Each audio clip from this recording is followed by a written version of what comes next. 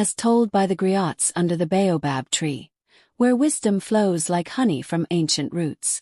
Long ago, in a prosperous kingdom where the red earth stretched endlessly beneath azure skies, there lived a wealthy merchant named Kwame and his beloved wife Akojua. Their compound was the grandest in all the land, with walls painted in ochre and gold, courtyards filled with fragrant jasmine, and servants who moved like shadows to fulfill every wish before it was even spoken. For many years, Kwame and Akojua prayed to the ancestors for a child. They offered the finest kola nuts at the shrine, poured libations of palm wine on sacred ground, and sought the counsel of every wise woman from the great river to the distant mountains. When at last their prayers were answered and a daughter was born, they named her Destiny, for they believed she was destined for greatness. The child who came into the world that moonlit night was beautiful beyond measure. Her skin was smooth as polished ebony, her eyes sparkled like stars reflected in still water, and her cry was so melodious that even the night birds paused their songs to listen. The diviner who blessed her birth proclaimed that she would be known throughout the land, and her parents' hearts swelled with pride and anticipation. From her very first breath, Destiny knew only abundance. Her cradle was carved from the finest Irako wood and lined with silk that had traveled across desert sands from distant kingdoms. When she was barely old enough to smile, merchants from the coastal cities sought her out to appear in their advertisements for baby oils made from precious shea butter and tiny garments woven with golden threads. Her cherubic face soon adorned market stalls from the great trading posts to the smallest villages, and her name became synonymous with beauty and prosperity.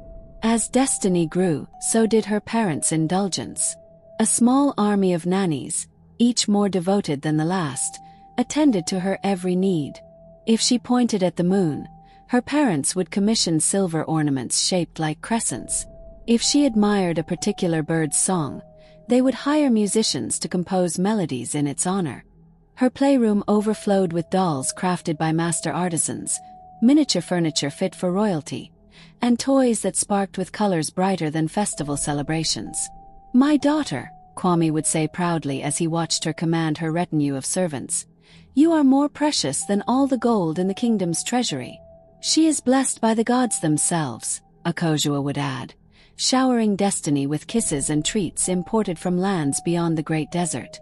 But like a seed that receives too much water and grows weak and shallow-rooted, Destiny's character began to twist under the weight of endless praise and boundless gifts. Where gratitude should have bloomed, entitlement took root. Where humility should have flourished, arrogance spread its thorny branches. When she reached the age for formal learning, her parents enrolled her in the most prestigious academy in the kingdom, a place where the children of chiefs, successful merchants, and learned scholars gathered to study beneath towering palm trees and in halls cooled by gentle breezes from carved wooden fans. Yet even in this place of privilege, Destiny found reasons for discontent. "Why should these poor children receive higher marks than I?" she would demand of her teachers, her voice dripping with disdain as she gestured toward classmates whose families, though comfortable, did not possess her father's vast wealth. "How do their parents even afford to send them here? Surely there has been some mistake." Her teachers, wise men and women who had educated generations of the kingdom's youth, tried gently to guide her toward wisdom. "Knowledge, young Destiny, is like water from the village well," explained her favorite instructor, a patient woman named Nana Amma whose silver hair shone like moonbeams. "It flows equally to all who come with empty vessels, ready to receive. Your cup seems always full of other things, leaving no room for learning." But Destiny's ears were closed to such counsel. In her mind, every slight was a conspiracy, every failure was someone else's fault, and every success by another was somehow stolen from her rightful place at the center of all glory. The seasons turned like the great wheel of fate, and Destiny blossomed into young womanhood. Her beauty, which had been remarkable in childhood, became legendary throughout the region. Suitors arrived from neighboring kingdoms bearing gifts of ivory, rare spices, and precious stones, hoping to win her hand. Yet still, she found herself unsatisfied. "I am beautiful, yes," she would murmur to her reflection in polished bronze mirrors. "But could I not be more beautiful still?" This thought, small as a termite when it first entered her mind, began to gnaw at the very foundations of her contentment.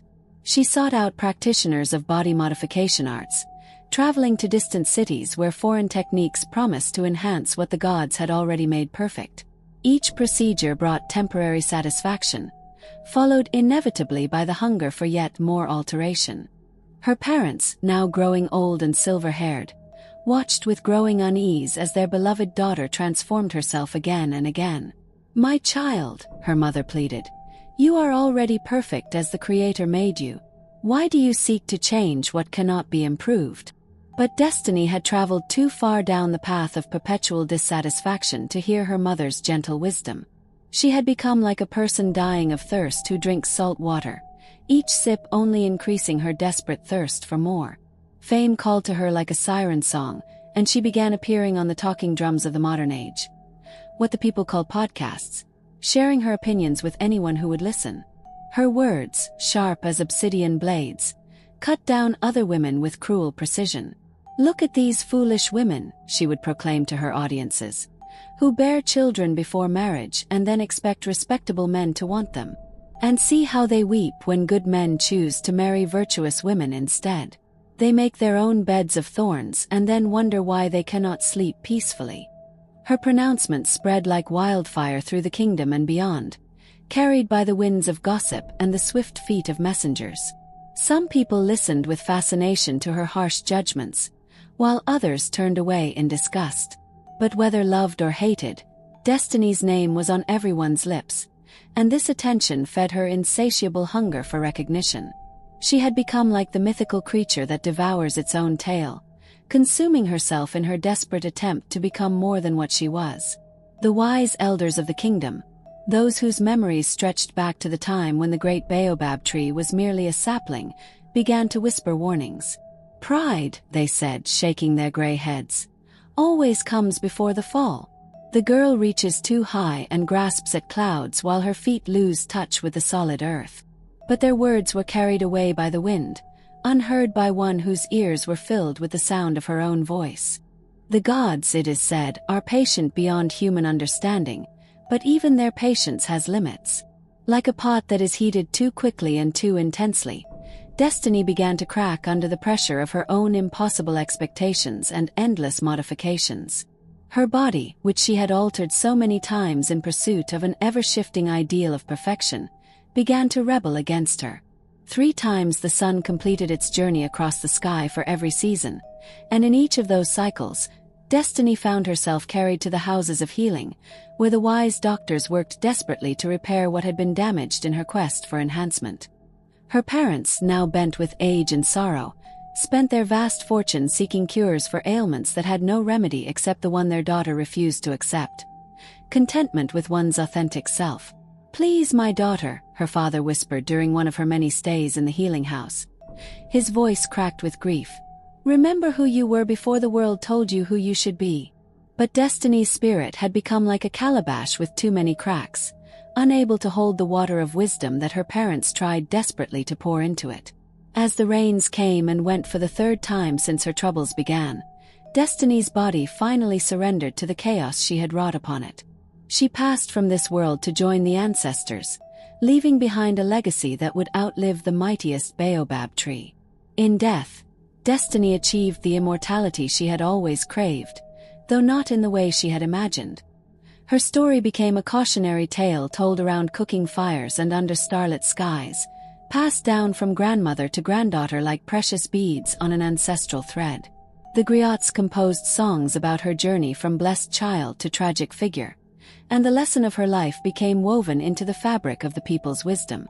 Books were written about her rise and fall, not to celebrate her fame, but to serve as guides for future generations navigating the treacherous waters between self-improvement and self-destruction. Parents would gather their children close when the evening shadows grew long and tell them the tale of Destiny.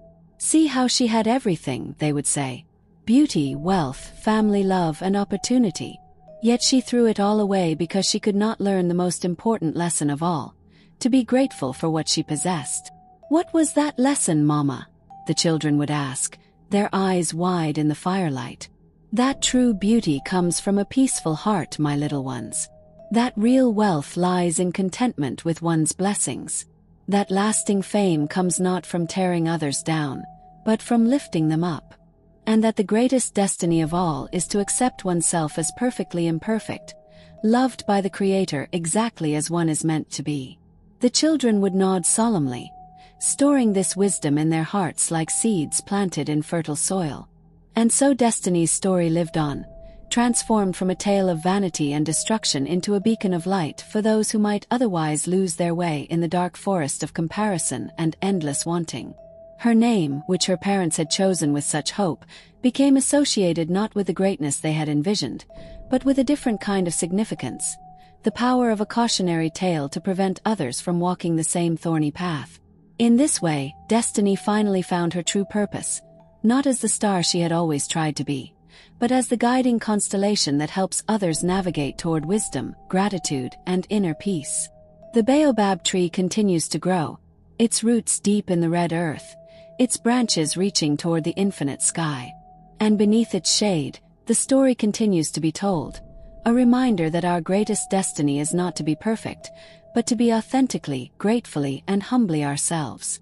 Thus ends the tale of Destiny, as told by the keepers of wisdom. May her story guide us all toward the light of contentment and the peace of self-acceptance.